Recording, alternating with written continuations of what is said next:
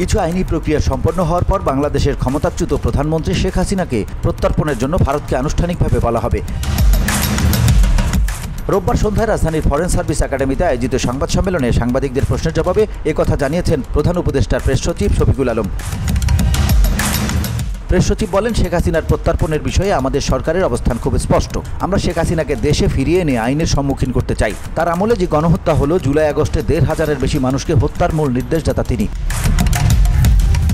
এর আগে যেসব গুম হয়েছে তখন তিনি সরকার প্রধান ছিলেন। তারপর শ্বেতপত্রে এসেছে প্রতি বছর গড়ে প্রায় ১৬ বিলিয়ন মার্কিন ডলার পাচার হয়েছে। এটি করদাতাদের টাকা, নাগরিকদের টাকা চুরি করে বাইরে চলে গেছে। এই পুরো জিনিসগুলোর জবাবদিহিতার জন্য আইনের আওতায় আনাটা হচ্ছে আমাদের একটি অঙ্গীকার। শফিকুল আলম আরও বলেন, যেহেতু ভারতের সঙ্গে আমাদের একটা প্রত্যর্পণ চুক্তি আছে, প্রত্যর্পণ চুক্তিতে আবার কিছু আইনি প্রক্রিয়া করে তারপর একজনকে প্রত্যর্পণ চাইতে পারেন। আমরা সেই প্রক্রিয়া সম্পন্ন করছি। সেটি সম্পন্ন করার পর আমরা আনুষ্ঠানিকভাবে তাকে প্রত্যর্পণ করার জন্য ভারতকে অ্যাপ্রোচ করব। VOD Bangla news desk.